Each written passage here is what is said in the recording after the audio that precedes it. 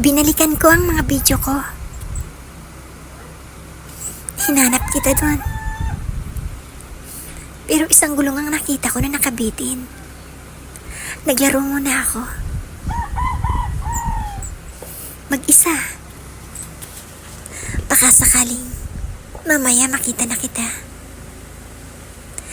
Pero hindi kita nakita.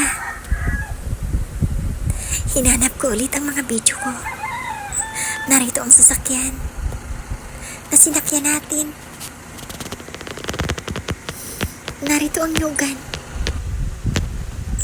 na laging gusto nating puntahan at gusto nating tirahan. At dito tayo mamalagi sa lugar na ito. Kasama si inay. Pero wala ka sa labas.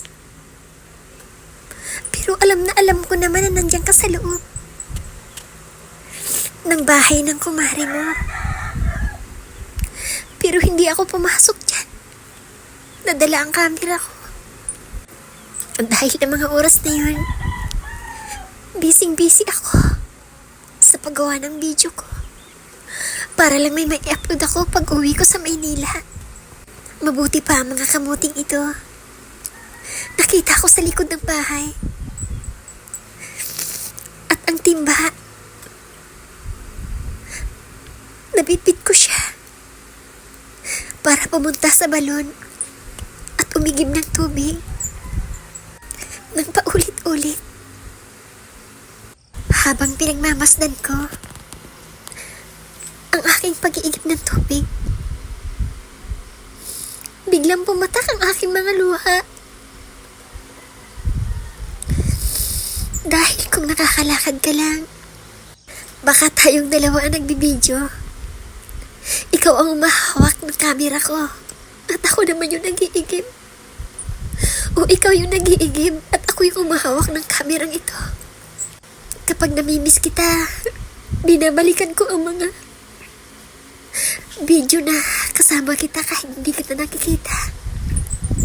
Kahit hindi kita nakikita, alam na alam ko naman na nasa loob ka lang ng bahay.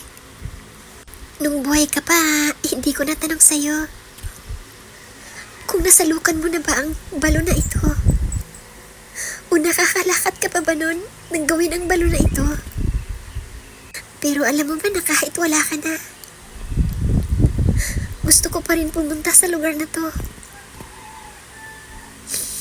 Marami tayong alaala dito. Kahit minsan, hindi na wala yun. Kahit may mga alaala ako na hindi maganda sa lugar na ito. Alam mo bang nanaisin ko pa rin bumalik? Dahil ang alaala nating dalawa, narito pa rin. Alam mo ba na kahit na si inay, gustong gusto pa rin ang lugar na ito. Dahil dito'y payapa ang loob niya. Gusto pa rin niyang manirahan dito. Kahit wala ka na, gusto pa rin niyang magbalik dito sa lugar na ito.